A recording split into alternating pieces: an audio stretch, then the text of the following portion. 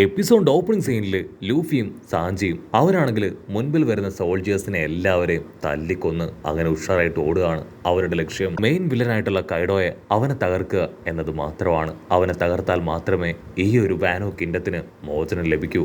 So അവരുടെ മുൻപിൽ വരുന്ന പ്രതിബന്ധങ്ങളെല്ലാം തന്നെ വെട്ടിവീഴ്ത്തി അവരങ്ങനെ മുൻപോട്ടേക്ക് കുതിക്കും. മാത്രമല്ല ബാക്കിയുള്ളവരും അവർക്ക് കട്ട സപ്പോർട്ട് കൊടുക്കുകയാണ്.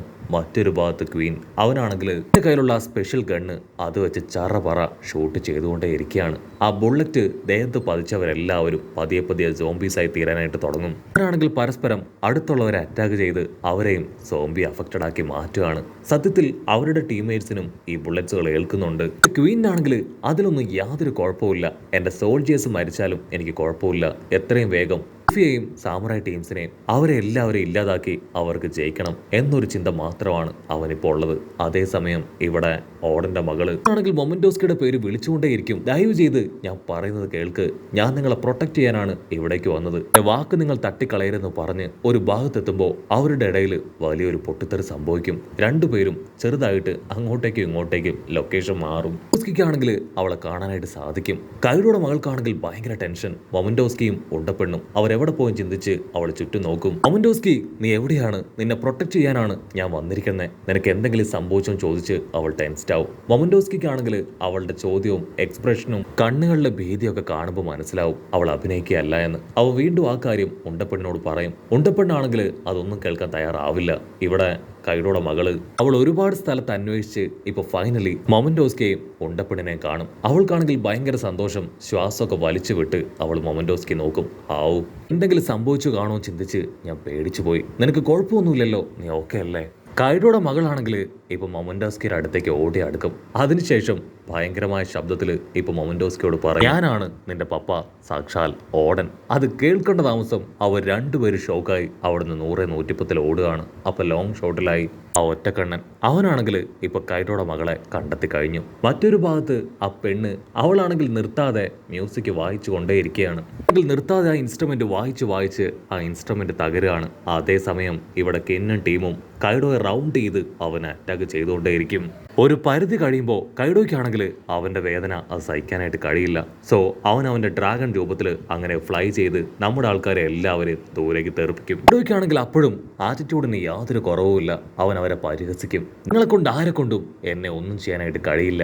ഓടന്റെ 7 അയലത്ത് പോലും നിങ്ങൾ എത്തില്ല എന്ന് പറയും. ഓടനെ ആ ഫയറിൽ നിന്ന് കിന്ന് അവൻ പുറത്തേക്ക് വന്ന് കൈഡോയ്ക്ക് നേരെ അങ്ങനെ വാള് നീട്ടുകയാണ്. ഓടന്റെ സോള് അത് ഞങ്ങളോടൊപ്പം ഉണ്ട്. തീർച്ചയായിട്ടും ആ സോളിന്റെ പവർ അത് നിന്നെ വെറുതെ വിടില്ല. അത് കേൾക്കുമ്പോൾ പിന്നല്ല മറിച്ച് ഓടൻ പറയുന്നത് പോലെ ആയിരിക്കും കൈഡോയ്ക്ക് ഫീൽ ചെയ്യുക. പിന്നാണെങ്കിൽ ഒരു സെക്കൻഡ് ഓടനെ കുറിച്ച് ആലോചിക്കും. ഓടനെ സപ്പോർട്ട് ചെയ്യാനോ അവനെ രക്ഷപ്പെടുത്താനോ അവനെ കൊണ്ട് കഴിഞ്ഞിട്ടില്ല. അവന്റെ പെർമിഷൻ ഇല്ലാതെയാണ് കിന്നും ടീമും ഓടനെ ഫോളോ ചെയ്ത് തുടങ്ങിയത്. എന്നിട്ടും ഓടനാണെങ്കിൽ അവരെ എല്ലാം അവന്റെ ടീംമേറ്റ് ആക്കി അവന്റെ 2 സ്ക്വാഡ് പവർ പോലും അവർക്ക് ട്രെയിൻ ചെയ്ത് പറഞ്ഞു കൊടുത്തു. കിന്നി കാര്യങ്ങളെല്ലാം ഓർത്ത് ഒച്ചത്തിൽ വിളിച്ചു പറയും, ഓടൻ തീർച്ചയായിട്ടും നിങ്ങളുടെ ആഗ്രഹം അത് ഞാൻ നിറവേറ്റും. അത് കേട്ട് ബാക്കിയുള്ള റീറ്റൈനേഴ്സ് അവരാണെങ്കിൽ കിന്നിനോട് പറയും, ഞങ്ങളും ഓടന്റെ റീറ്റൈനേഴ്സ് ആണ്, നീ മാത്രമല്ല ഞങ്ങളും അദ്ദേഹത്തിന്റെ ലക്ഷ്യം അത് തീർച്ചയായിട്ടും സാക്ഷാത്കരിക്കും. തന്നെ അവരെല്ലാവരും ഒറ്റക്കെട്ടായി ഫൈറ്റ് ചെയ്യാൻ തയ്യാറാവും. കിന്നാണെങ്കിൽ വിളിച്ചു പറയും, ഞങ്ങൾ എല്ലാവരും ഓടന്റെ റീറ്റൈനേഴ്സ് ആണ്, അവന്റെ പവറും ശക്തിയും ഉണ്ടെന്ന് പറഞ്ഞ് ആ ഫയറിൽ ആഞ്ഞു വെട്ടുകയാണ്. ആ ഒരു വെട്ടില് ആ ഫയർ തന്നെ അവിടെ അണഞ്ഞു പോവാണ്. കൈഡോയ്ക്കാണെങ്കിൽ അത് കണ്ട് വലിയ ഷോക്ക്. കൈഡോ ആണെങ്കിൽ അവന്റെ ആറ്റിറ്റ്യൂഡ് അത് വിട്ടുകൊടുക്കില്ല. നിങ്ങൾ എന്തൊക്കെ പറഞ്ഞാലും അതുകൊണ്ടൊന്നും ഞാൻ ഭയപ്പെടാനായിട്ട് പോകുന്നില്ല. എന്റെ സോൾജേഴ്സ് 30,000-ന് മുകളിലാണ്. ഇതേപോലെ ഒരു വിഡ്ഢിയായ പൈററ്റിന്റെ വാക്ക് കേട്ടാണ് നിങ്ങൾ ഇവിടേക്ക് വന്നത്. ഒരു കാരണവശാലും എന്റെ സോൾജേഴ്സിനെയോ എന്നെയോ ഇല്ലാതാക്കാൻ കഴിയില്ല.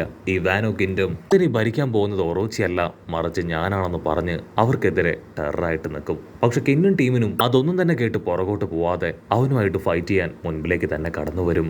ആണെങ്കിൽ വമ്പൻ ആയുധങ്ങളും ആക്ഷനൊക്കെ ഇട്ട് അവർക്ക് നേരെ ഫ്ലൈ ചെയ്ത് വരും. ഓപ്പോസിറ്റ് സൈഡ് കിന്നും ടീമും അവരും വമ്പൻ ആയുധങ്ങളൊക്കെ എടുത്ത് അങ്ങനെ വരികയാണ്. അവരടുത്തേക്ക് വരെ കിന്ന് കൈഡോയെ വെല്ലുവിളിച്ചുകൊണ്ടേയിരിക്കും. ഒരു കാരണവശാലും നിനക്കിനി ഞങ്ങളെ ഒന്നും ചെയ്യാൻ കഴിയില്ല. ഇത് ഒരു ഡെത്ത് ഓർ വിൻ മാച്ചാണ്. ഡെത്ത് നിനക്ക് ഉറപ്പാണ്, നിനക്ക് ഞങ്ങളെ ഇനി തോൽപ്പിക്കാൻ കഴിയില്ല എന്ന് പറഞ്ഞ് അവരെല്ലാവരും ചേർന്ന് ഓടനെ വളഞ്ഞിട്ട് ആക്രമിക്കും. അവരുടെ എല്ലാവരുടെ അറ്റാക്കിൽ കൈഡോയ്ക്കാണെങ്കിൽ ഭയങ്കരമായിട്ട് പരിക്കുകൾ പറ്റുകയാണ്. ാണെങ്കിൽ ഭയങ്കര അത്ഭുതം. കാരണം ഇവരാരും തന്നെ ഓടന്റെ അത്രയും പവർഫുൾ അല്ല. പക്ഷേ അവർ ചെയ്യുന്ന അറ്റാക്ക് അത് കറക്റ്റ് ആയിട്ട് അവന്റെ ദേഹത്ത് കൊള്ളുന്നുണ്ട്. മാത്രമല്ല സാധാരണ സ്ക്വാഡുകൾക്കൊന്നും തന്നെ അവന്റെ ബോഡിയിൽ തുളച്ചു കയറാനായിട്ട് കഴിയില്ല. പക്ഷെ ആ സ്ക്വാഡുകൾ അത് വളരെ ഈസി ആയിട്ട് അവന്റെ ബോഡി ഭേദിച്ച് മുറിവുകൾ ക്രിയേറ്റ് ചെയ്യാണ്. ഇവിടെ ഓടന്റെ അസിസ്റ്റൻസിനാണെങ്കിൽ അവരുടെ ആവേശവും അവരുടെ ദേഷ്യവും വൈരാഗ്യവും കൂടി കൂടി വന്ന് അവർ നിർത്താതെ അറ്റാക്ക് ചെയ്യാണ്. കെന്നാണെങ്കിൽ കൈഡോയ്ക്ക് നേരെ വരുന്ന കണ്ട കൈഡോ ആണെങ്കിൽ എന്റെ ബ്ലാസ്റ്റ് പവർ അത് വീണ്ടും റിലീസ് ചെയ്യാണ്. പക്ഷെ കെന്ന് അവനാണെങ്കിൽ അതിൽ പേടിച്ച് പിന്മാറാതെ മുൻപോട്ടേക്ക് വന്നുകൊണ്ടേയിരിക്കും. അടുത്ത നിമിഷം റൈസോ ഒരു സ്പെഷ്യൽ സ്ക്രോള് അത് ക്രിയേറ്റ് ചെയ്ത് അവന്റെ ആ പവർ മുഴുവനായിട്ടും അതിൽ അബ്സോർവ് ചെയ്തെടുക്കുകയാണ്. അവന്റെ ആ സ്ക്രോൾ കൊണ്ട് അങ്ങനെ പല കാര്യങ്ങളും ചെയ്യാനായിട്ട് കഴിയും. റൈസോ ആണെങ്കിൽ ആ സ്ക്രോൾ എടുത്ത് ഇപ്പോ കൈഡോടെ നേർക്ക് തന്നെ വലിച്ചെറിയും. ആ സ്ക്രോൾ അങ്ങനെ അവനെ റൗണ്ട് ചെയ്ത് പൊട്ടി അങ്ങനെ തെറിക്കുകയാണ്. അതില് ബോഡി കത്തിയേരിയും. കെന്നിനാണെങ്കിൽ ഭയങ്കര അത്ഭുതം. റൈസോ, നിനക്ക് ഇത്രയും പവർ ഉണ്ടായിട്ട് നീ ഇപ്പോഴാണോ ഇതൊക്കെ പുറത്തെടുക്കണേ? കൈഡോയ്ക്കാണെങ്കിൽ ഇവിടെ ചത്താ മതിയെന്നാവും. അവന്റെ മുഴുവൻ ദേഷ്യവും വൈരാഗ്യവും പകയും ഒറ്റയടിക്ക് പുറത്തേക്ക് വരും. നട്ടലില്ലാത്ത നിങ്ങൾ എല്ലാവരും ചേർന്ന് എന്നെ അറ്റാക്ക് ചെയ്ത് തോൽപ്പിക്കാന്ന് കരുതിയോ? നിങ്ങളെ കൊണ്ട് ഇതിന് ഒരിക്കലും കഴിയില്ല. നിങ്ങളെല്ലാവരും വെറും വേസ്റ്റ് ആണ്. കെന്നിനാണെങ്കിൽ അത് കേട്ട് കൺട്രോൾ പോവും. അവൻ ദേഷ്യപ്പെട്ട് പറയും, അതെ ഞങ്ങൾക്ക് നട്ടലില്ല, പക്ഷേ എന്ന് ഞങ്ങളുടെ ലൈഫിലേക്ക് വന്നോ അന്ന് മുതൽ ഞങ്ങൾക്ക് നട്ടലുണ്ട്. അവൻ ഒരു സെക്കൻഡ് ആ 2 സ്ക്വാഡ് ഫൈറ്റിംഗ് ടെക്നിക്ക് അത് ഓടൻ പഠിപ്പിച്ചു തരുന്നതിന് മുൻപായി ഒരു പരസ്പരം ഫ്രണ്ട്ലി മാച്ച് അത് നടത്തിയതൊക്കെ ആലോചിക്കുകയാണ്. കാരണം ഒരുപാട് കോമ്പറ്റ് ചെയ്തും ട്രെയിനിങ് എടുത്തൊക്കെയാണ് അവർ ആ കാര്യം സ്വായത്തമാക്കി എടുത്തത്. പക്ഷെ അവസാന നിമിഷം മാത്രം അവരെ കൊണ്ട് ഓടനെ പ്രൊട്ടക്ട് ചെയ്യാനായിട്ടായില്ല.